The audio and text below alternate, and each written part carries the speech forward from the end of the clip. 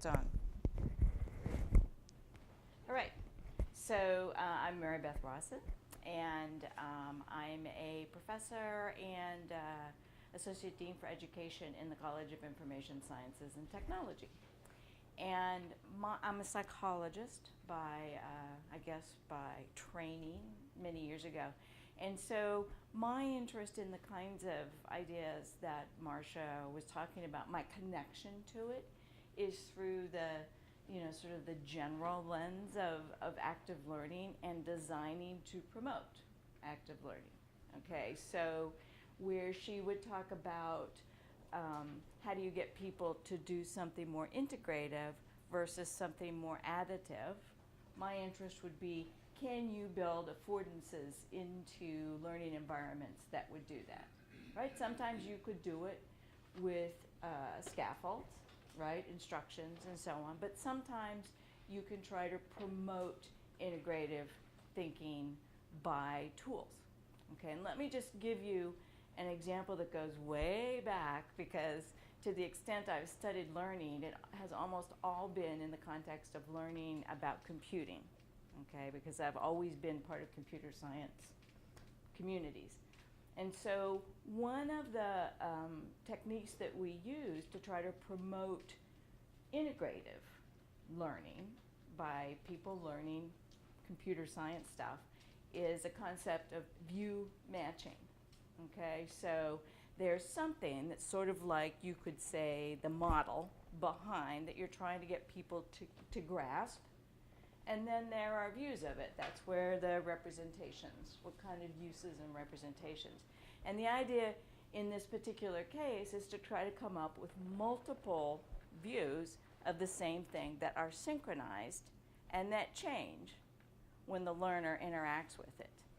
And the reason the affordance is for integration is because things are changing in front of you, draws your attention, and then you have to think, what does that mean, right? So it's a pretty kind of, I don't know, sort of simple technique, but it can be used in a lot of different situations. So that's an example of the type of work that I've done, view matching, if you will. And there's a lot more that I could say, but I'm not going to take the time to do it. So I'm going to pass it to my friend. Do you go by James or Jim? James. James. I will not call him Jim. James. Thanks. I'm James Lester. I'm a professor of computer science at NC State and director of the Center for Educational Informatics there. So I was particularly excited to get to be a panelist on Marcia's talk. So I was trained as a computer scientist, and in particular as a computational linguist. So my dissertation work, and this was literally 3,000 years ago, was in natural language generation. And I should have looked it up before I sat down, but I think it was in 1990, I published a paper at Cognitive Science on a revision-based model of natural language generation. So I'm deeply interested in what does it mean to revise from a writer's perspective. So in those days, natural language generation was sort of characterized by a pipeline.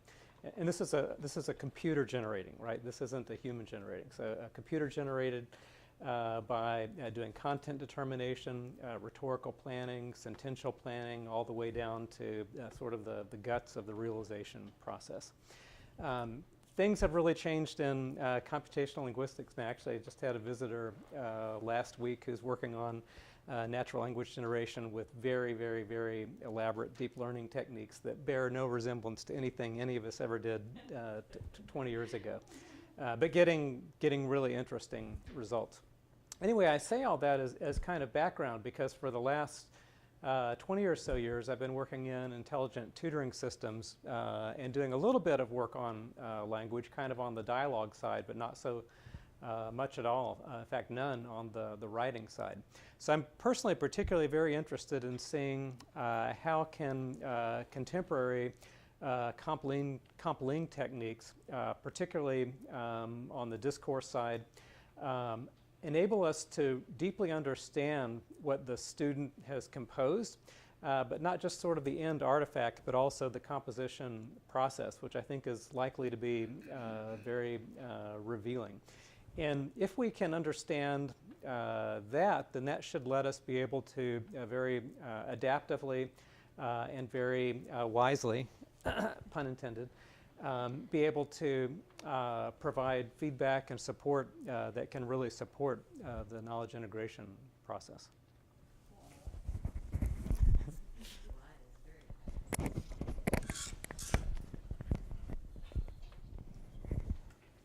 Hi, I'm Danielle MacNamara. I'm from Arizona State University. I'm in an institute called the Institute for the Science of Teaching and Learning, and also, but I'm housed in the psychology department. I'm a psychologist. There's very little of Marcia's talk that doesn't intersect in some way in everything I do. So I started my career in investigating the generation effect. They made me change it to the generation advantage because we were among the first to look at learning new information from generating. And we did find you make more errors during learning, and that it had no effect for both multiplication and learning new vocabulary. So that's something that has, definitely influenced my work across the years. It still bothers teachers. Yes, very much so. It's very contrary to, the whole notion of there's this misconception of absorbing or consuming information, and that we feed information to children through lectures, through reading, through the various underlying assumptions of education. And what's really critical is making mistakes and generating information and integrating that information, the ideas amongst themselves. And that's core to learning as well as reading comprehension. So one of the most fundamental ideas from learning from text or understanding text is making inferences between ideas in the text. Just like when you're learning information, a core idea is integrating knowledge, which is obviously undergirded Marcia's work. And I can say Marcia has had an early influence on my work because she was one funded by the McDonnell Foundation, and I had a postdoc. I don't know if you remember me from those years, but she was one of the big wigs in the McDonnell Foundation. So I stood in terror in front of her many times.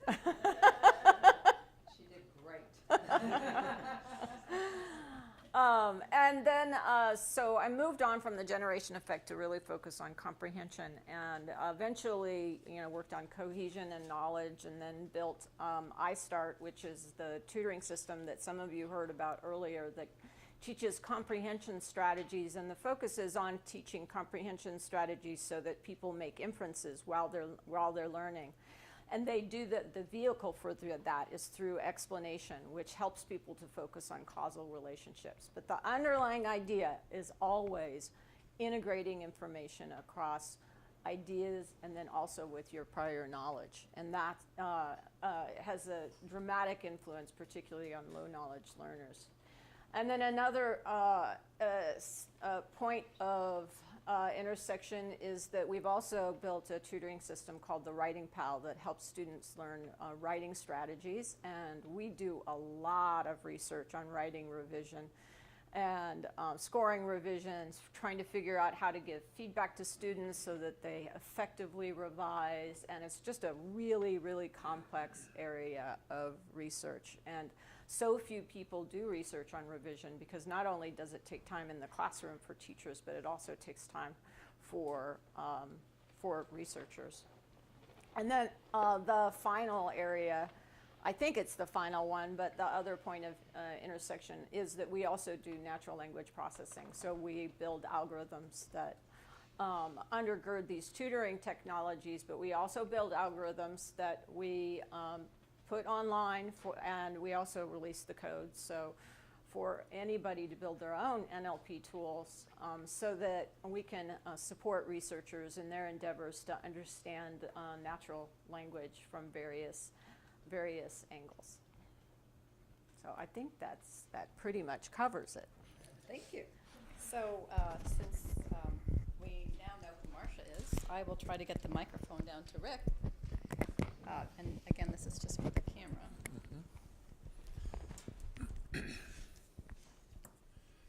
Well, good afternoon, and thank you, Marcia, for a great talk. I started thinking about a lot of this stuff when I arrived at Pittsburgh and had the opportunity to work on a second version, I'll put it, of the Project Zero Arts Propel work that Danny Wolf and Howard Gardner and others were doing there at the time. In looking at portfolio culture, establishing a portfolio culture in order to establish a portfolio assessment process. And so for the Arts Propel project, they looked at creative writing, they looked at the visual arts, and they looked at the graphic arts, and they looked at sculpture and music. And what they did is they brought in professionals in each of those areas to explain to the team of teachers or whatever, here's the criteria that are used by professionals in playing music, in dealing with creative writing. And so they tried to work from the practices of the professionals. When I arrived at Pittsburgh, Paul LeMahieu was the director of research and evaluation and teaching. He said, no one's paying attention to the work we're doing in the arts because they're supposed to do portfolios. We'd like to do it in a more high-profile area. Working with him and the person at ETS at the time working on the Arts Propel and then came on board was Drew DeTomer. And we set off and were successful in getting an NSF grant to begin to look at portfolio culture assessment within the science classroom. I mention that because it sort of, sets out the idea that some of the comments that I'd like to get to later on is, how you carefully design the curriculum environment and its relationship to instruction and assessment. And how writing itself is a great way for assessment, of course, and but it's a learning process, and that was one of the things that happened in the Arts Propel was creative writing and how the students themselves built up a set of internal criteria and guidance that was public to them, and that they would not only engage in their own reading and writing with the feedback from the teachers, but also from themselves, their peers. So you create a culture, a community, like Ann Brown and others have worked in that area. Flash forward to the time at Vanderbilt, I'm now there, and I got that first Silk grant. And that first Silk grant was to work with the project that was then at Vanderbilt, looking at, with the McDonald Foundation funding. And I was working with one of their teachers, and we brought and mashed together some of the ideas from the design of curriculum with a portfolio culture, and then started to work with the Knowledge Forum, because one of the components of that project was to bring together the ideas of anchored instruction from Bransford and Company on the design of curriculum with inserted problems in it.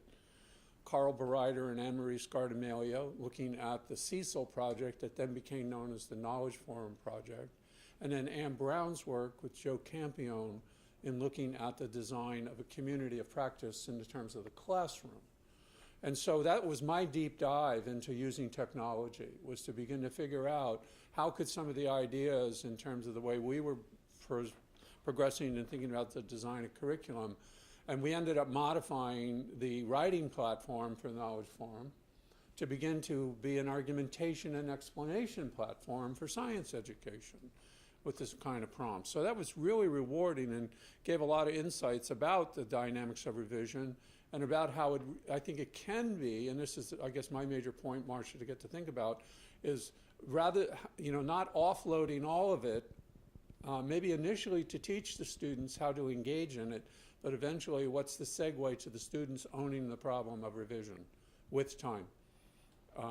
Within the school year, over the course of different units, so the essay and the writing becomes a practice that goes on and on and on and on and can go deeper and deeper along with other processes. I'll stop there. Thank you very much. It's very interesting.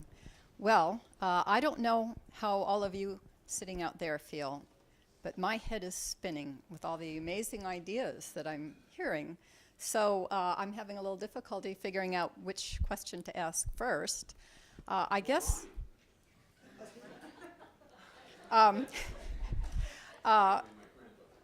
Well, actually, Rick, it's something that you said as we were talking about, when Marcia said talk to your neighbor, I found really, really intriguing. And so I'm going to save that for my second question. So that's just to, make you sit there in a state of mystery until I ask it.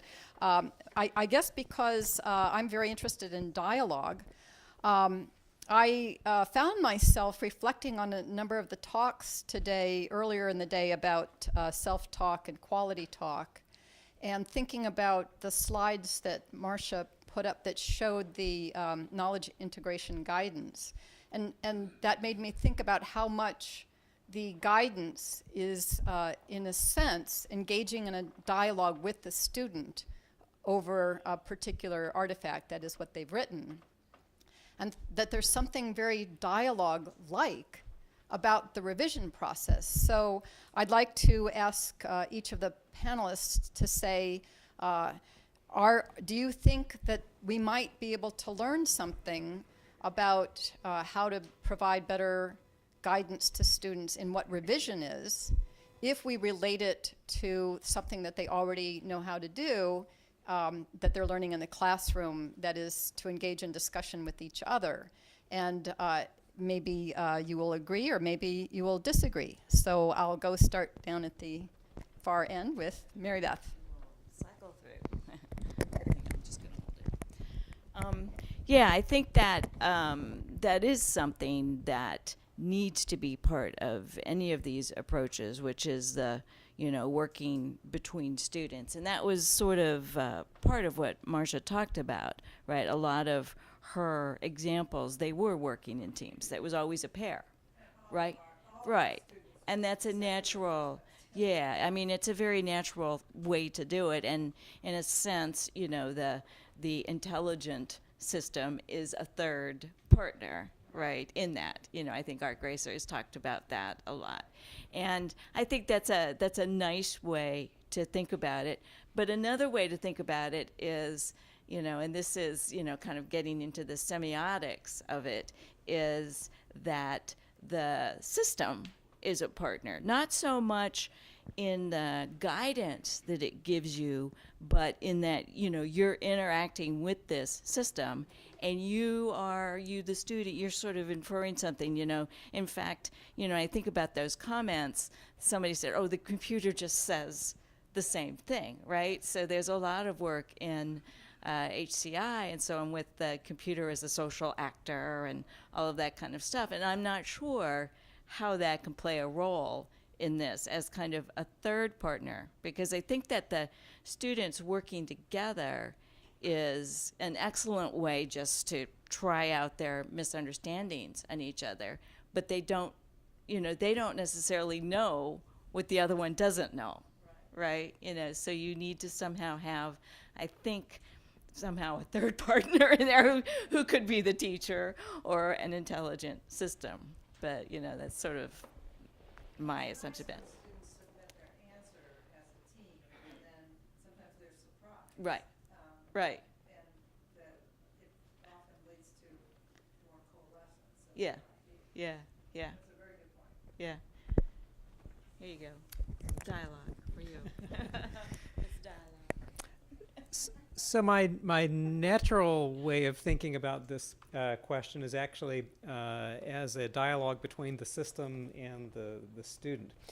So I can well imagine, certainly with advances in dialogue management and still not quite there yet, but really quickly emerging spoken language dialogue. The student having a very productive dialogue with a knowledgeable system. One can easily imagine that the system would really be able to support in an interesting way a discussion about the draft as it's emerging and being redrafted and redrafted.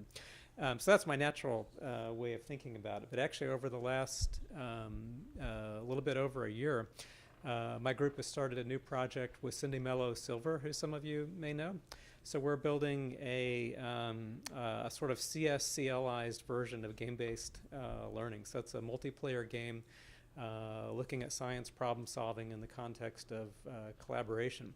And I've become, I think, much more sensitive to the opportunities for understanding the dialogue between students. So Cindy typically doesn't just do 2. She usually does like 3 or 4 students. That poses pretty significant tech challenges, but I think it also raises a really interesting set of questions about how to productively support collaboration. What does it mean to have a really effective coordinated discussion? What does it mean to have productive dialogues that are really meaningful for both, I think of it as pairs, but of course really all parties. So I think it's really very exciting. We'll be seeing some interesting work coming out over the next 3 or 4 years in this area.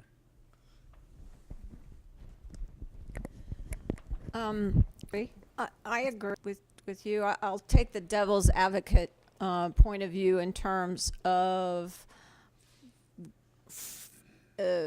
increasing the level of dialogue between the tutoring system and the students. You can see how you are using auto tutor type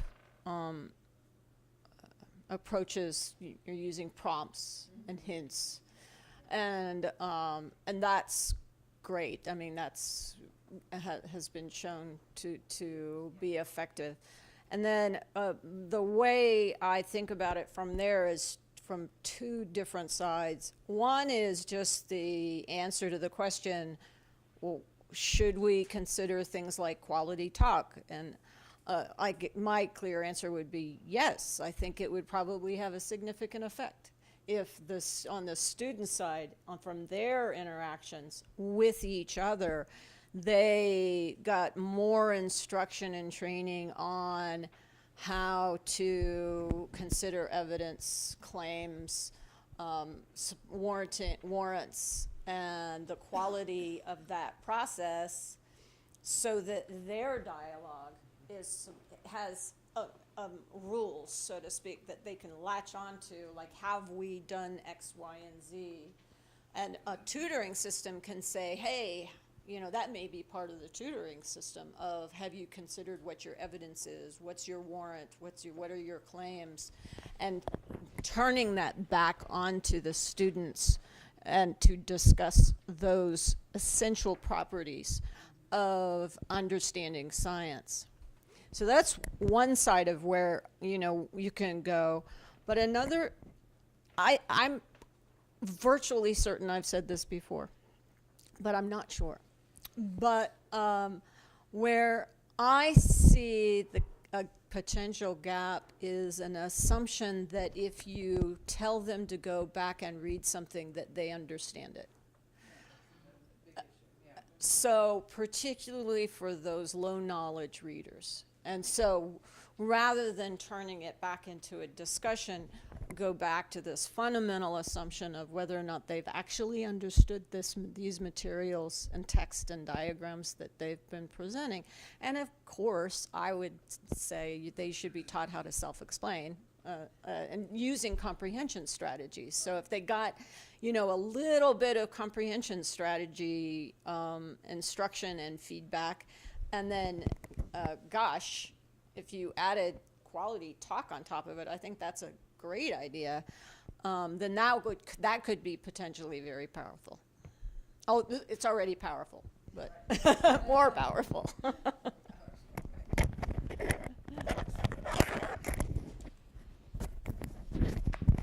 I appreciate everybody's comments. I want to thank you all for your initial comments as well. They were very helpful, and I will act on many of them.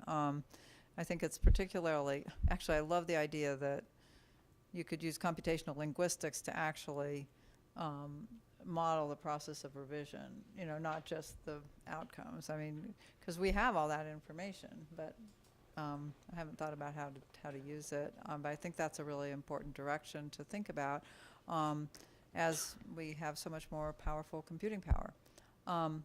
I think that I have sort of two sides to this. I agree. Danielle and I have talked a lot about, and we are actually doing some things now where when students go to instead of going back to the website, we actually don't send them there. We send them to a new website where we sometimes use comprehension monitoring strategies.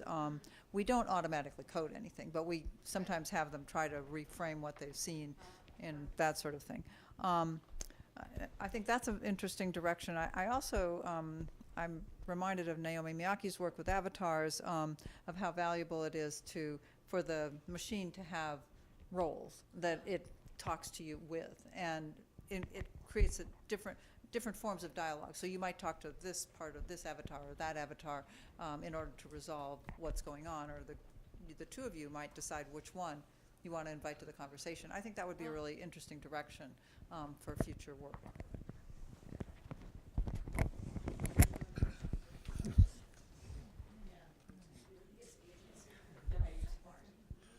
So it's interesting in science education, when we talk about the need for revision, as we know as science educators, is that one of the paradigms that has been functional for several decades has been conceptual change.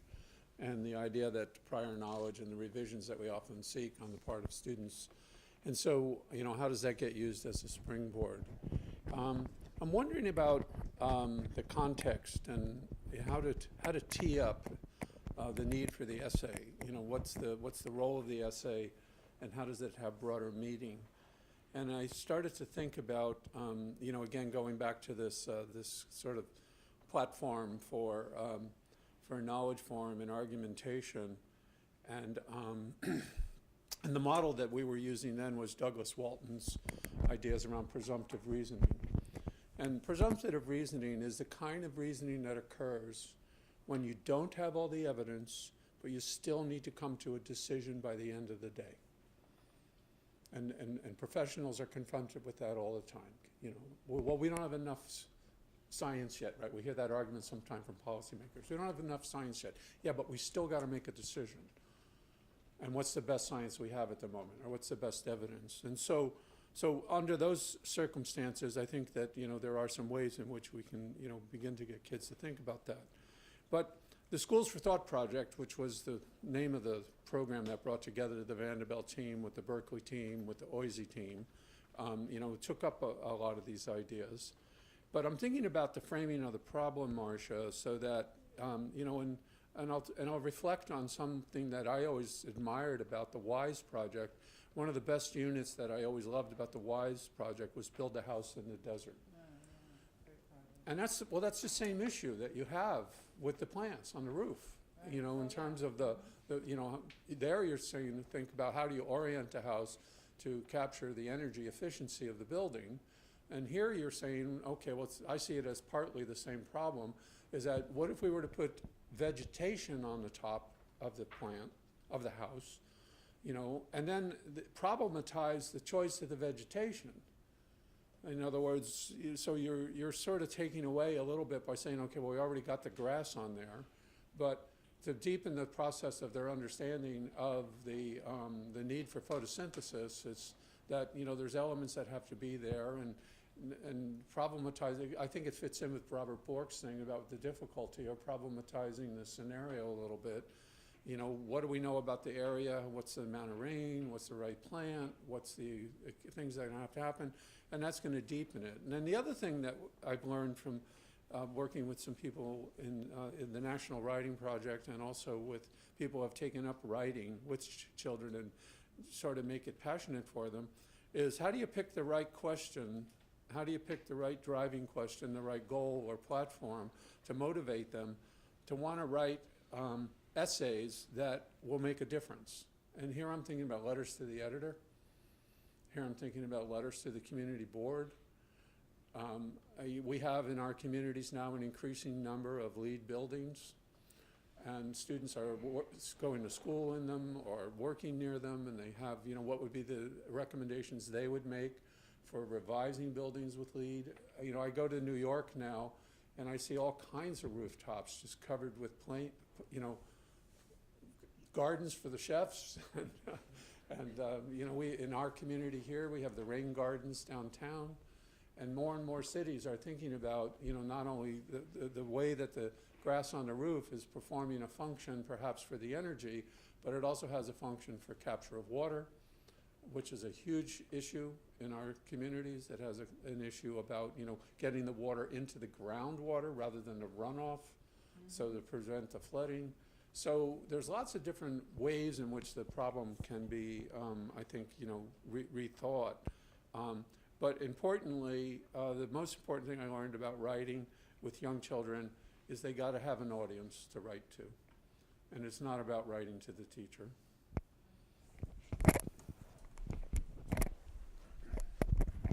Thank you very much.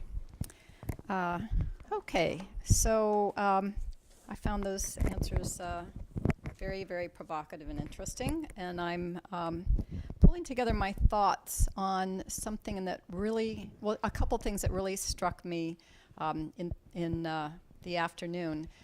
One, I guess, is a truism that people learn from making mistakes, but we've kind of heard it presented here in a way that made a bigger impact on me today, in part because I am teaching a course that I taught for the first time last year. I'm teaching it for the second time this year.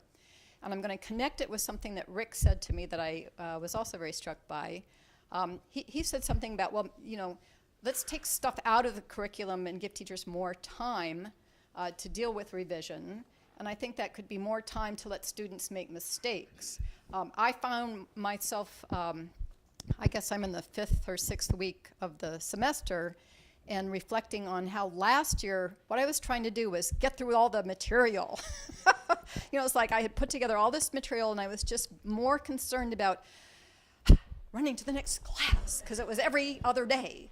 And it was the first time I'd ever taught it, and I had to get it all organized all the time. Well, now I can take my time a little bit more, and I'm spending a lot more time, even in a large classroom, just letting the students sit there and be confused. And that it gives me an opportunity to make a plug for something that I heard a couple years ago that I love, and then I'll ask my question. I came across someone at Columbia, a biologist, who I met not at Columbia, but at something that Public Radio International organized, a gathering of different kinds of people. Stuart Firestein is the name of the person who had started doing something in his classroom that led him to write a book and then a TED Talk, and it's gone on from there, called The Pursuit of Ignorance. And at the college level, what he decided to do was show students how exciting science could be by taking them away from the textbook, bringing in people who would talk about their discoveries from their mistakes. And so every person that was invited in would talk about the wrong hypothesis they had or the mistakes they made, and then how that led to just really exciting science. And so that the students would understand that science is not about looking up the answer in the book, it's about knowing how to look at things in a lot of different ways and be wrong. And so how can we give teachers more time to let students be wrong? I think we're so oriented towards the teachers have to deliver.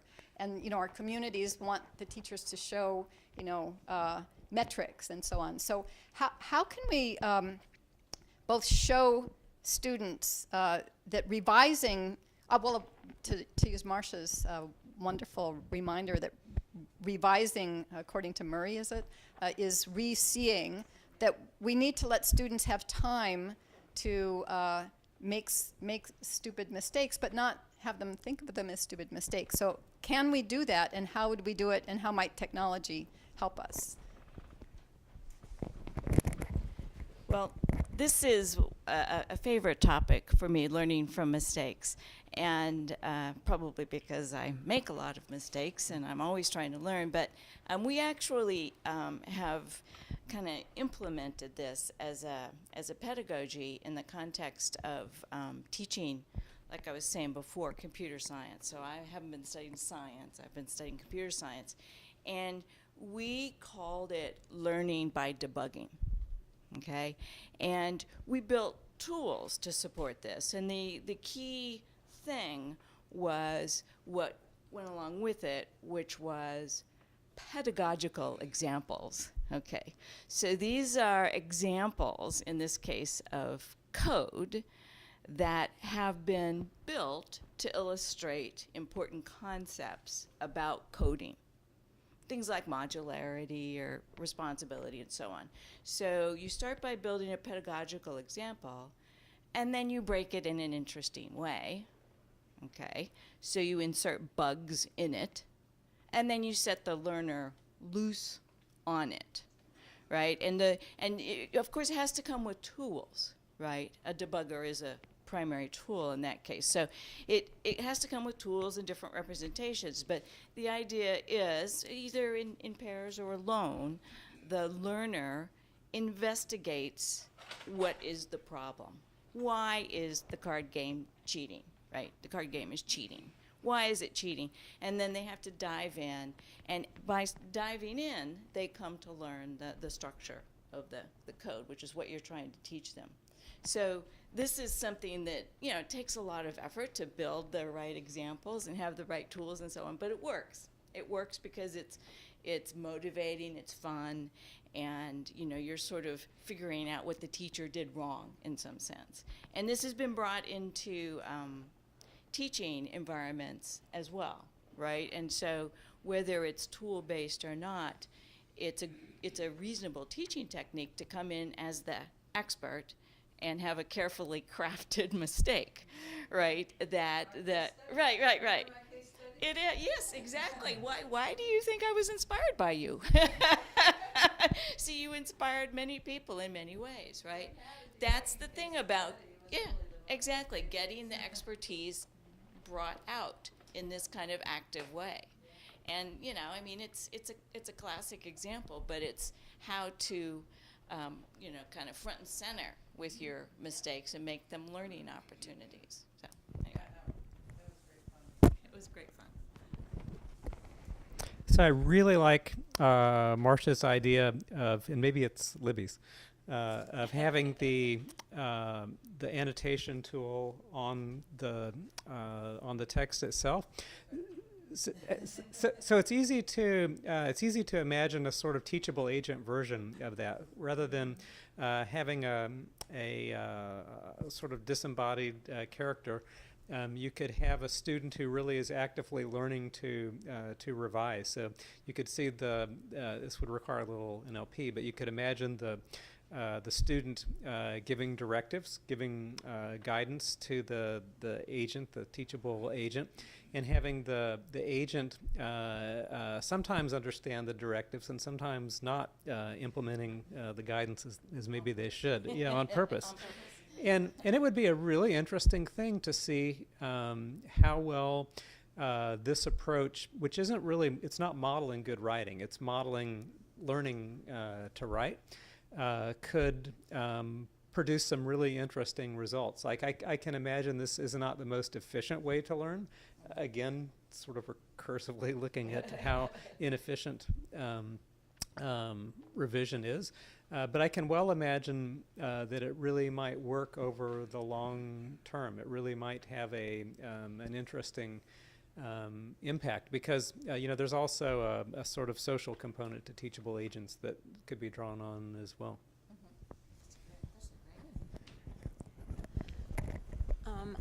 I guess I want to point out a way that this could be taken too far.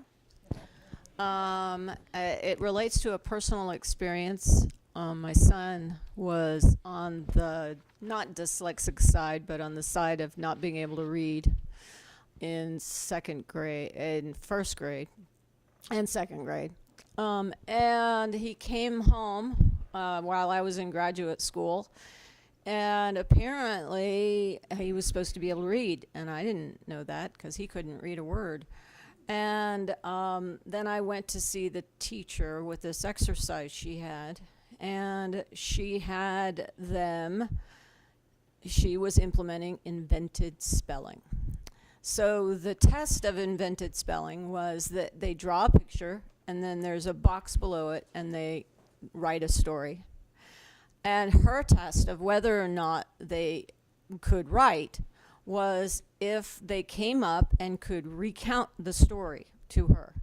So he'd draw a great picture. He was a wonderful artist. He'd write random letters down on the piece of paper, walk up, and tell a very comprehensive story. So she never gave him any feedback. And consequently, he couldn't read or write, obviously.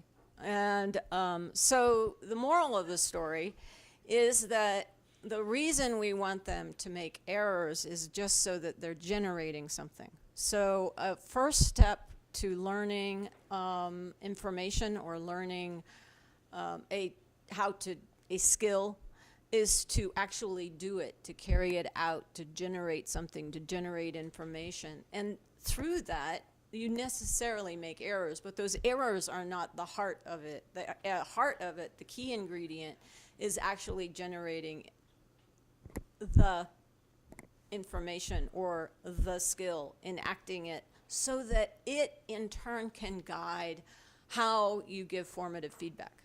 So it's the errors that guide how you give formative feedback, so that the students can engage in deliberate practice, which in turn leads to skill acquisition and knowledge acquisition, so to speak.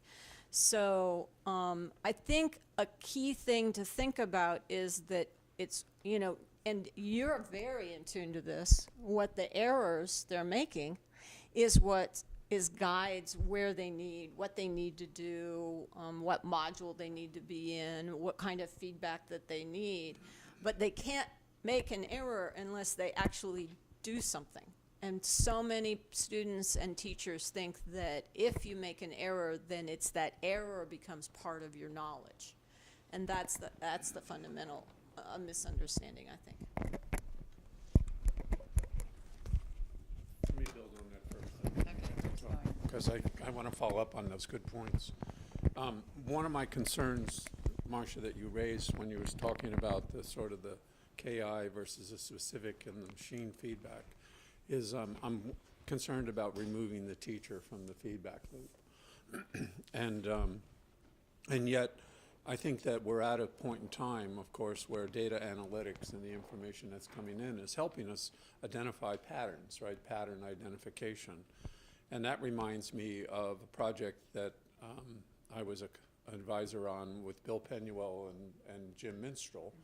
The title of that project was called Contingent Pedagogies. And it was basically looking at the patterns with the ways with which children were making sense out of the instruction along the way. And with particular patterns, there were then particular pedagogical moves that would follow. And as you use your platform, you're going to gain more and more data, as you were saying, and those frequencies and patterns will be the things that you want the teachers to look for, so that the instruction then isn't uniform. It's more targeted now towards the particular needs, and you have the opportunity, I think, to do something like that. Well, thank you. Yeah, I mean, so we do have a project on what we call teacher alerts. So we've been, if students get 2 rounds of guidance and don't improve their response, so they're at the same level, or sometimes they actually get worse, then the teacher gets alerted so that they can hopefully allocate their time better. And what we found is many teachers don't appreciate it. They think they already know who they need to help. And others say, well, it won't help because everybody needs help. So it's been complicated to figure out how to do that. And we did, nevertheless, a number of studies with these alerts. And what we found is that even the teachers who really don't expect to benefit always find a few students that are confused in spite of their expectations. So they're interested to learn that those students do need help at this particular instance, and they like the opportunity to help those students. But the other thing that happened is for the teachers that just had so many students that were struggling, we found that they were often emulating the knowledge integration guidance, sometimes for the whole class, sometimes with individual students, which was kind of convinced us that they saw this guidance as more effective than whatever else was available to the students. So that's helpful, and we're still working on that. I think we need a more nuanced way to figure out who should be guided, and we could draw on like whether they'd gone back to the visualization and not done experiments that were productive or something like that, which would give us a better set of information. But I totally agree with you. I mean, we work in partnership with the teachers, and we're always trying to make, I mean, the teachers appreciate, I think, what we're doing because they can't possibly respond to all the needs of the students, and they say they wouldn't let their students be doing these kinds of activities without the added guidance because they think too many students would be floundering. So I think that's really interesting. As far as students making mistakes, I mean, I think another side of it is critique. So I think you were bringing that up. That in programming we have enjoyed creating debugging or critiquing kinds of activities. Critique is surprisingly neglected in science. I mean, and if you look at a textbook, they almost never tell you anything that was wrong. I mean, in science, there might be. I once asked kids, "What's wrong with the national? Is there anything that's not accurate in the textbook?" And the most common answer I got was, "Well, there's the wrong answers to the true/false questions." But that's interesting. That's a recommendation from the framework, is that you got to get the struggle of building knowledge. Yeah. So is there a struggle in knowledge integration in your materials, or is it overly guided? I mean, that's part of the risk that you have to take if you want to have that. Is like, again, I wasn't aware of the work you did with Robert Bork, but it's Clark Chin is talking about an appropriate amount of messiness. Yeah. In the game, so that it isn't immediately obvious what's the solution path. I think that we've rarely erred on the side of too much structure. Maybe we could do more, but I think critique is really important, and we have been trying to build targeted critique activities that we would assign, when students are going down a path and not succeeding. And they're related to the annotator, but different in that you would try to have students debug a statement about the walls that was more nuanced than Mary's statement, and where they would be able to, and I like the idea of using, I mean, we've talked about using knowledge claims and argumentation and all those, and the Toulmin-esque sort of thing, and it's really over the heads of most of our 6th and 7th graders. I mean, it's enough for them to be able to write 2 sentences that have some evidence. But how do you, you started off by saying that you use CLIEDE. Yes. And that's finding, you've set 1,000 entries to sort of design the model. I'm wondering, even at that level, where's the entries that are offering up an opposing point of view, or I don't even know if it's possible to do that. This is a sincere question on my part.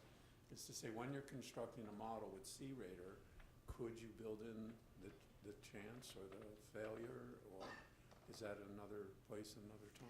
So what CRater does is it takes our rubric of the 5 levels of knowledge integration, and it builds a model. So if we submit an answer to CRater, it just assigns it to one of those 5. Right. So if we built a critique item with 5 levels of response, it would work. In fact, we do have critique items. So then it would say, you used 2 pieces of evidence to critique it, or you didn't use any, or you didn't even critique it. So that does work. There's always answers that aren't scored very well. Right. And we have shown that if students tend to make more progress when their answer is scored accurately by if it's off by 2, but it's very rare. I mean, almost all of them are never off by 2, so there's a very small number of people that get really bad guidance, which is probably because they had a sentence that was good and then another sentence that was crazy, and it somehow confused CRater. Although CRater keeps getting better. I mean, they're pretty amazing. They're now they use n tuples, so they're it's no longer a bag of words, it's like the sequence of multiple words, and I think your system does as well. They keep adding more features. It's kind of interesting. Now they want to actually go at the level of the idea and relate that to the level of the whole answer. I'm curious as to whether that will work, because I don't know how, sometimes I think students' ideas are kind of fleeting, so I'm not so sure I don't want to get too far into the weeds before we think the student has this idea. That was a few minutes ago. I don't have that idea now. I have this idea. Right. And I think,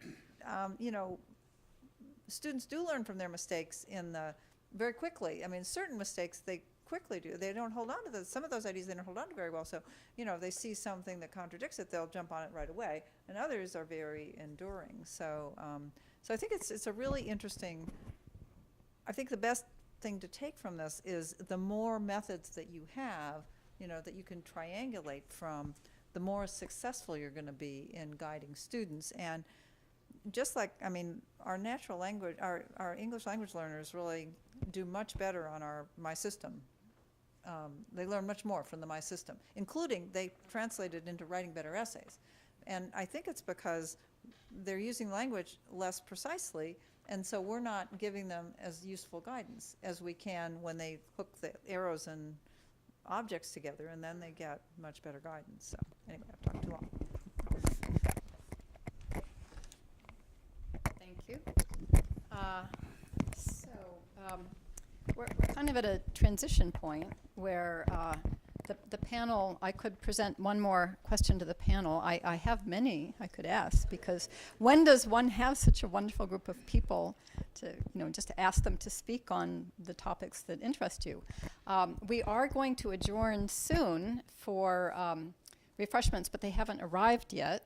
So why don't I go ahead and ask a question, but first I'll just see that we didn't get any questions from the audience, I don't think. I don't want to monopolize the panel myself. Oh, yes, I do. Oh, yes, I do. I did. No, they were given pieces of paper to pass up and send. You were supposed to raise your hands. I did mention that you would raise your hands and my students would come and give you paper. So let's take some questions. Yeah, why don't we just have a few questions now from the audience? I apologize, so I didn't plan that very well.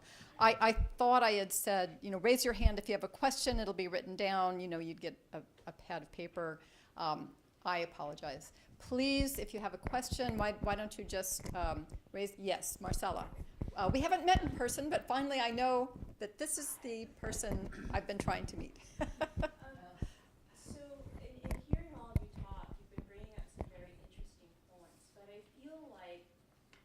Sort of a confounding of two very different problems that are causing obstacles for children. One of them is a cognitive problem, which might be comprehending the domain concepts, right? And so the system can provide concrete cognitive strategies to help them to better understand and make sense of those concepts, and thereby revise their essays to articulate those concepts better. But the other problem is a metacognitive problem, which is how does one revise for improvement? And that doesn't necessarily have to do as much with the domain concepts as it does with understanding how to do gap analysis. That is, comparing the current state of their essay to a desired state of their essay in order to identify the problems and debug. And those are two very different types of activities that to me seem like they would require very different types of system help and scaffolds. And I like the annotator because I feel like that's sort of moving towards trying to improve the metacognitive obstacles, but perhaps they're not providing a concrete enough example of a desired state or scripting that process of gap analysis by getting them to ask the specific questions about certain features of their essay. So I'm wondering if you can sort of speak to that and whether you're thinking about revising tools to address those problems separately.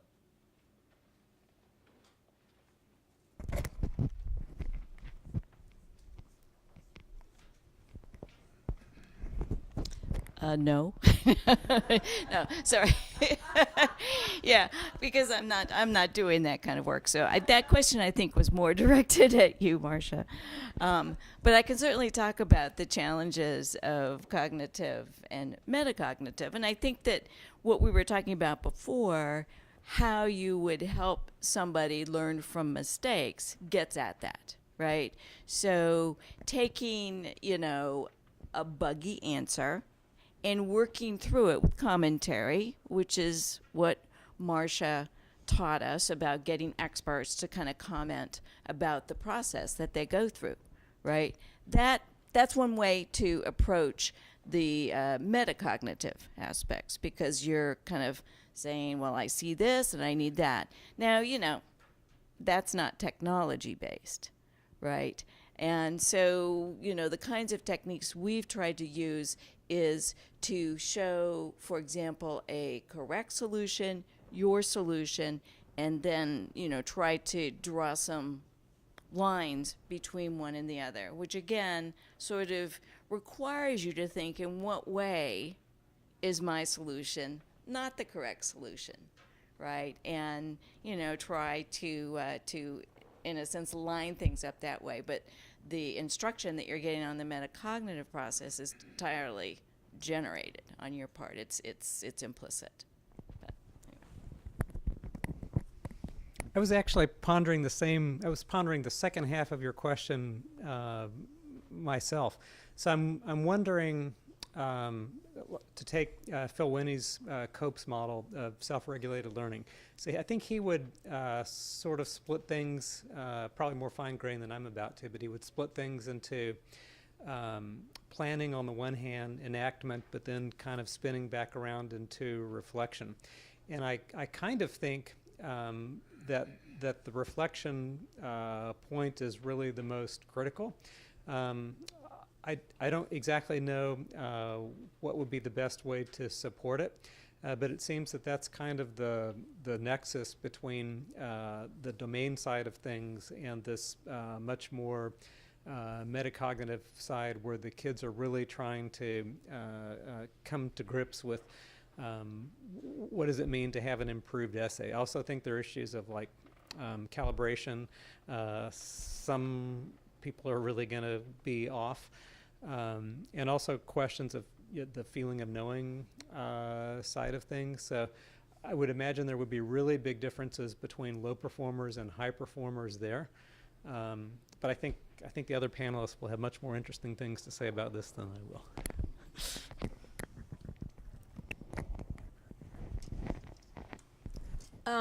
So a lot of what I do focuses on teaching students strategies. And one tool teaches strategies to understand content, and the other teaches strategies to express that, your understanding of, or express an answer to a question.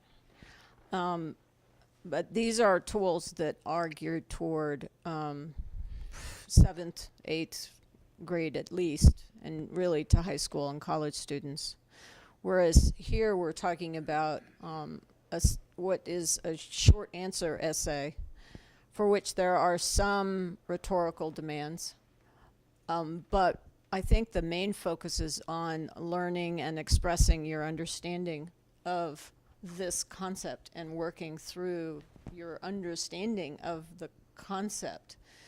And understanding the relationship figuring it out. between your ideas and evidence. So it's really Right, okay. understanding how to justify your ideas. And so if you just say the house likes the sun, that's not helpful. But if you say, the house likes, or the sun makes the plant grow. But if you say the sun makes the plant grow and it turns into chemical energy, then you have a reason why the energy isn't going into the house. So I think what we're trying to get students, it's almost free argumentation, just getting students to recognize that they can use evidence to make an explanation. And it's before making a whole argument. I mean, they're making pieces of an argument.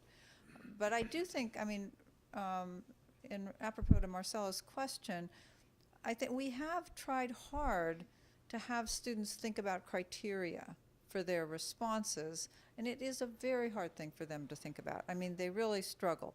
And for example, we give them responses that have errors and ones that have missing information. And we have them try to think about, what's the difference between that? Here's one that's got an error. So what advice would you give to this person? Here's one that's missing information. What advice would you give to that person? And I mean, those two activities, we don't distinguish an effect of one over the other. Both of them act sort of like the annotator, in that for especially low prior knowledge students, they help. And I think they help both for a cognitive and a metacognitive reason, because the students are looking at an expression. It's like the last example I gave, where the students took some of Mary's answer to be correct when it wasn't, and some to be correct when it was. So they're not distinguishing very well between what's, the scientifically valid information and what's just someone's idea. And that's a very hard thing for a 7th or 8th grader. They accept all sorts of crazy ideas that there's evidence to contradict. And one of my favorites lately, we have an inheritance activity, and we ask a question like, can you be twins if you were born on the same day? And they're very commonly saying, yeah. If you and I have the same birthday, we might be twins. Which, I mean, it's because they have fragile knowledge, and they're grappling with the knowledge at the same time as they're grappling with the evidentiary basis of their claims. And so I like to think of cognitive and metacognitive processes as being intertwined, and that we want to somehow have them address both, so that they're thinking about what the criteria are that they want to use, and they're also just thinking about whether they've expressed their own ideas effectively. I think that we've had other comparison of two responses, which one do you like better, which one do you think is better, and why. And I know ETS uses those questions mostly for older kids, and really I can see why they do, because it's just so hard for the kids. Well, this one has 3 words and this one has 2. I mean, they're just struggling to make, that's really a hard thing. When we were talking about intelligent agents and avatars, though, I think that's an area where it's more feasible to, you can have an avatar that helps you take a metacognitive stance towards your answer. It gives you another point of view, but you don't have to necessarily accept it, especially if you have an avatar that isn't a trusted commentator. So it's the avatar sometimes is helpful, but sometimes it's silly. Then I think that can help students think about their answer in a more metacognitive way. I think this is a very good question. In fact, we've grappled with it for a long time, and I think that it's also one that it isn't addressed very much in the curriculum. It's sort of like revision. So it's not something that students have been encouraged to think about. I always ask kids, well, how do you know when you know? Or, do you think you're going to be able to do well on the test? And I used to ask my kids this until they started throwing things at me. Finally my kids got better at it. But for a long time, they would just say, well, how could I know? I don't know what the test's going to be. I don't know, And I said, well, wait a moment. Well, why did you pick this to study? You must know something. So I think it's a very challenging area, and one that deserves more of our attention. And I'll let Rick talk to this. No, I'm done. You're done. Okay. I'm going to thank the panel. I thought this was really wonderful, and I'd like the audience to join me.